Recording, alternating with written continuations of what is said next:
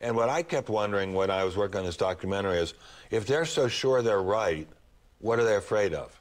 If they're so sure that their position is unassailable, let the other guy talk and then blow him out of the water and say, you fool, you didn't know this, this, and this. Right. But Okie dokie, Stein. Let's play ball. Darwin said nothing about how life originated. Darwin had no idea of how complicated the cell was. Darwin was never able to point to any clear evidence of any species that had originated by evolution. And there hasn't been much progress in Darwinism since then. Let the other guy talk and then blow him out of the water. And Darwin said nothing about how life originated. You fool! Evolution is not a theory about the origin of life. It explains the diversity of life. Your statement is about as stupid as saying Newton was wrong because Newtonian mechanics doesn't explain light. Darwin had no idea of how complicated the cell was. You fool! Darwin had no more idea of the complexity of the cell than Newton had that matter was made up of atoms.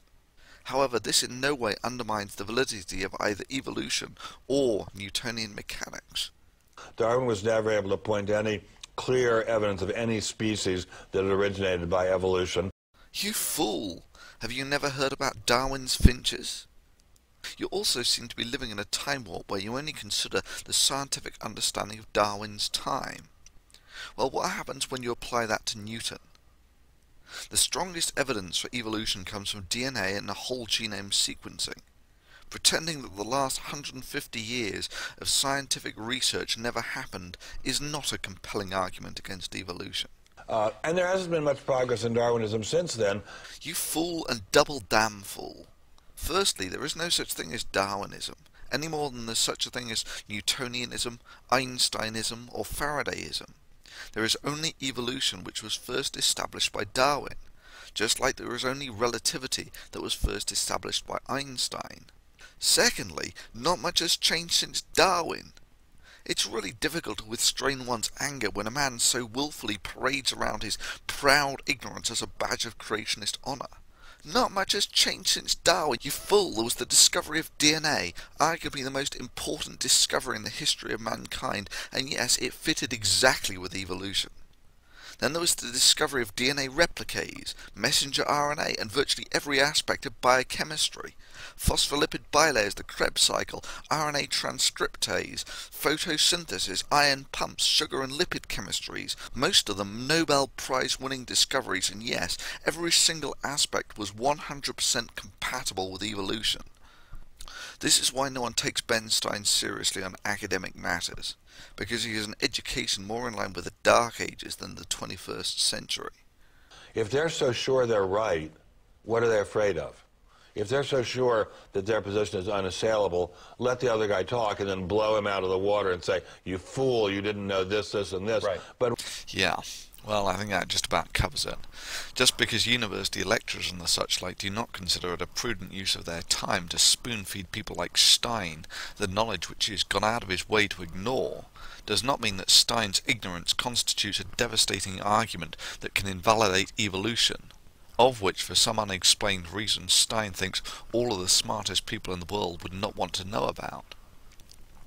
I present the following clip of Stein discussing his documentary on evolution to demonstrate that Stein's education on evolution doesn't even make the textbook level.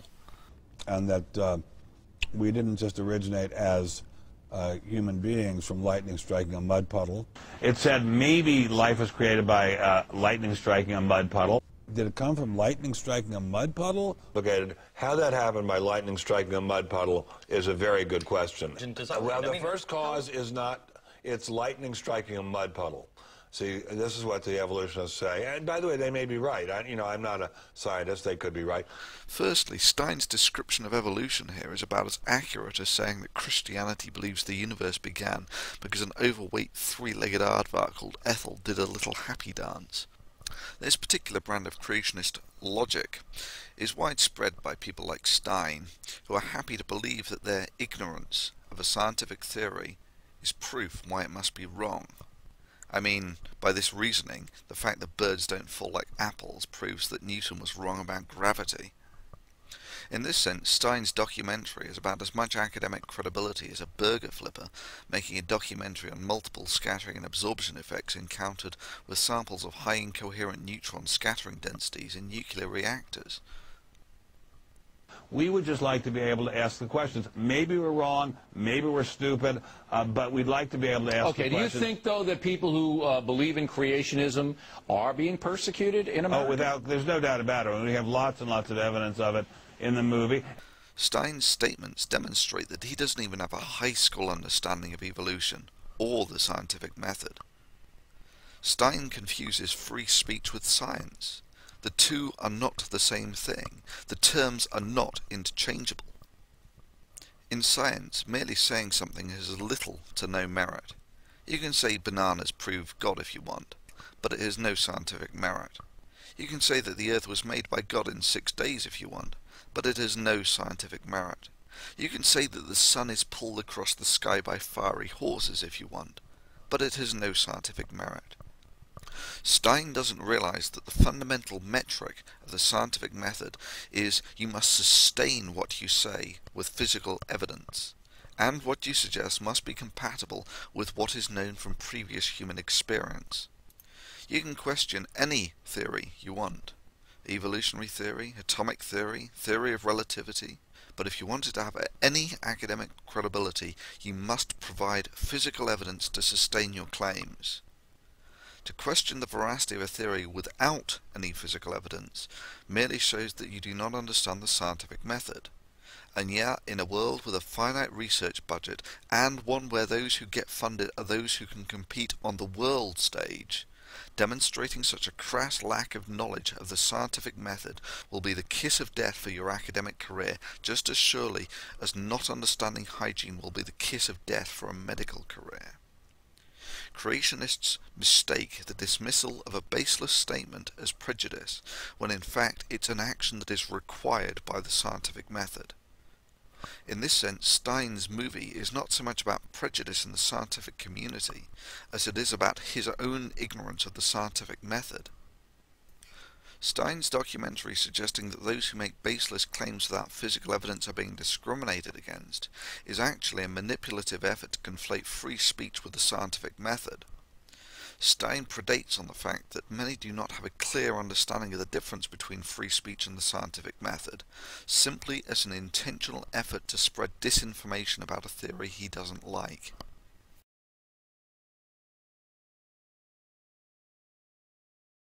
Well, but this is kind of, you've put your finger on something very scary, which is that there are very few places where more nonsense is spoken than in universities. I mean, universities, which are supposed to be the residual fortress of knowledge and sense, are the residual fortress of nonsense. It's really difficult to know what to say about that, other than a man who considers Harvard, Cambridge, Oxford, Princeton, Yale, Caltech, MIT, etc. as fortresses of nonsense is a man who has formally unplugged from reality. It's difficult to contrive what sort of distorted reality Stein lives in, where he thinks the foremost universities of the world are fortresses of nonsense, or indeed what a scientific documentary from such a mind would look like.